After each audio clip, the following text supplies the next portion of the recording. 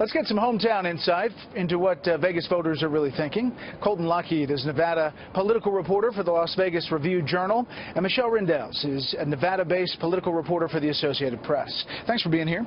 Michelle, first to you. Issues here. We heard a little bit from voters there, but what's driving the conversation here in Nevada overall?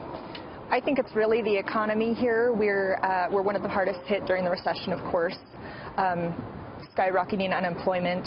There's been a lot of signs that that's come down, that in fact a couple weeks ago we regained all the jobs that we had lost. But there's certain industries that are still really hurting. Construction has not rebounded. There's a lot of people out of work and having to travel out of state. So there's still a lot of instability. Wages are still a big issue. Yeah, so Colton, the presidential candidates are spending a lot of time here. This is a big battleground swing state. You agree the economy kind of driving the day? Yeah, the economy is one of the bigger talking points right now for both candidates.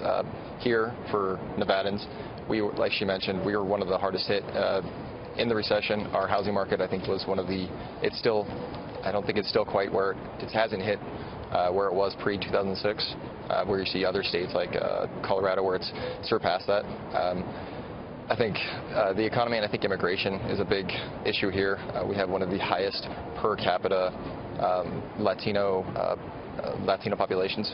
And so on either side, that's a big talking point. Yeah, it's very emotional. Let's talk about the Senate race, and it's very tight here in the Senate race. Catherine Cortez Masto, the Democrat, up against the Republican Joe Heck. Remember, this is Senator Reed's seat, and it's 40% to 35% in the 8 News Now poll. The average is a little tighter than that, with Heck leading a couple of polls. Michelle, I mean, what is this race looking like? Very tight. It's really going to depend on how many voters turn out. Heck had been leading for a long time, but just by a small margin. But now he's unendorsed Trump. There's just more turmoil in that campaign. Is that causing him a problem, or is it kind of, how does that play here? I think it's yet to be determined. There's polls on either side. Some show it's a wash. The Republican ones show it's not really net loss for him. Democrat commission polls show that it is a net loss for him. So I think it'll be a matter of, over the next couple days and weeks, are people still angry?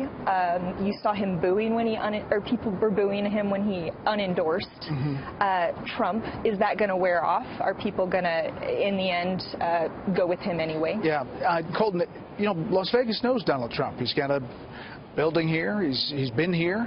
How does that play in that Senate race particularly?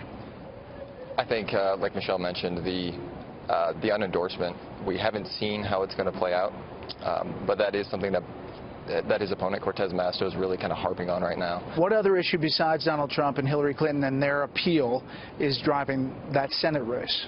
I think jobs, especially, and women's rights, I think is something that the Cortez Masto has really attacked him on, is his stance on Planned Parenthood and a few other issues kind of relating to women's rights. Okay, last thing, as you look to the debate on Wednesday, one would think it's going to be fiery. What are you all looking for from kind of a Nevada perspective? I think it'll be interesting to see how he addresses immigration again. That's always a big point for people here. And you can guess. I mean, he's not going to back off, something tells me. Probably. But who knows? Yeah. I think it'll be, hearing maybe some more policy from the candidates, maybe if we can possibly get away from some of the controversies that have kind of surrounded them. I think people in Nevada, we have a large percentage of undecided voters. I think they want to hear some of the stances, especially when it relates to jobs and immigration. If there's anybody that can do it, Chris Wallace can do it, can keep the train on the tracks, but we'll see. Michelle, Colton, thank you very much.